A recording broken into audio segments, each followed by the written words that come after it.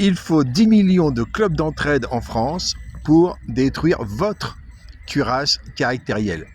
C'est quoi la cuirasse caractérielle? C'est un concept de Wilhelm Reich qui est une traduction rendant concrète le surmoi freudien.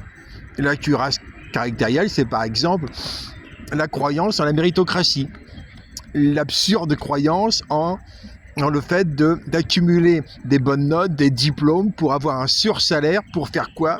Augmenter votre liberté, alors que vous augmentez votre aliénation, puisque la liberté, c'est précisément faire son devoir scientifiquement, ce qui implique scientifiquement de comprendre comment fonctionne la société. Et donc, ce qui vous rend obligatoire de devenir un génie, d'atteindre le niveau de Newton. Il n'y a plus que ça comme avenir à l'espèce humaine, le génie. Il faut augmenter le capital génial. Le capital formation ne sert plus à grand chose en tant que tel, en tant que stock mémoriel, puisque en plus de Wikipédia, on a maintenant les intelligences artificielles qui peuvent accéder à quasiment la totalité du savoir de l'humanité et même vous l'expliquer. D'ailleurs, les machines doivent devenir des jolly jumpers au service des humains, puisque la logique de l'humanité, c'est l'accumulation de capital génial en augmentant sa productivité historique, comme l'ont fait les innovants depuis la préhistoire, qui était la première ère des innovants. On est actuellement encore dans l'ère des parasites, des imbéciles, des classes privilégiées qui ont contraint l'humanité pendant 5000 ans, disons, à transformer les jeunes innovants, spontanément innovants, en des répétants. La lutte des strates entre les innovants, les répétants et les parasites est précisément là où se situe le véritable moteur de l'histoire, le moteur de l'histoire étant l'ensemble des innovants. Les jeunes étant à peine, ils commencent à accumuler du savoir, les jeunes étant des innovants qui sont peu à peu détruits. Les troubles psychologiques dont on entend parler, TDAH, etc., sont en réalité des réactions à la destruction de leur capacité innovante.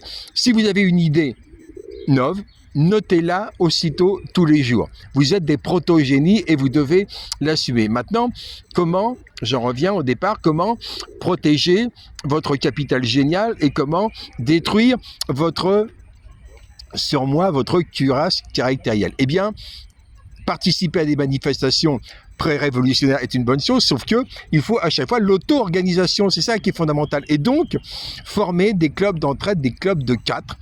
Et pour les adultes, choisissez votre fonctionnaire préféré ou votre étudiant ou étudiante préféré, qui sera votre délégué intermédiaire de base. Ensuite, un étudiant ou une étudiante s'associera à 4 DIB, délégués intermédiaires de base, pour désigner un ou une des 4 fonctionnaires comme leur délégué de base, qui va donc représenter 25 personnes. Un délégué de base ou 4 adjoints statutaires, DIB, et les 20 délégateurs ou délégatrices de base. Dans ces clubs d'entraide, vous allez commencer à énoncer vos besoins, vos réclamations pour participer à une révolution humanocrate. Pour les jeunes, à partir de 7 ans, en formant des clubs d'entraide de 4, ils choisiront un ou une DIB, délégué intermédiaire de base, qui sera en général 5 ans plus vieux ou plus vieille qu'eux.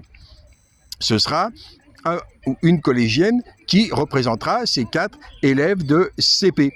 Les 4 de collège se grouperont à leur tour en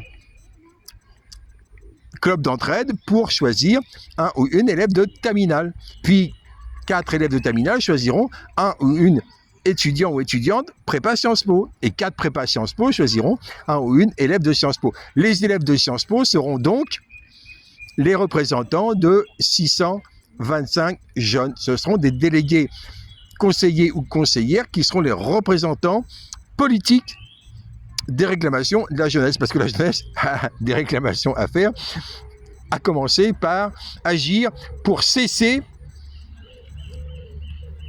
les émissions de carbone qui, aujourd'hui, ont abouti à ce que 40 degrés soient dépassé dans le centre de la France. La catastrophe climatique accélère, c'est extrêmement inquiétant. Les prévisions du GIEC sont totalement dépassées. D'ailleurs, c'est une bande d'abrutis irresponsables, et je pèse mes mots, et j'en ai discuté avec une intelligence artificielle, Claudopus, qui refusait le mot abruti.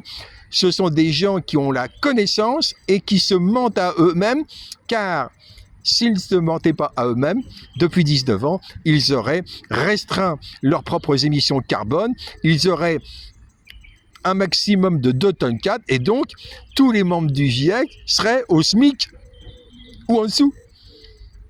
Quelqu'un qui est au GIEC ou quelqu'un qui est un prétendu spécialiste de météo et qui ne plafonne pas ses émissions de carbone en dessous de 2 tonnes 4 est un charlatan, une espèce de schizophrène. Ça n'a aucun sens. C'est l'équivalent de bison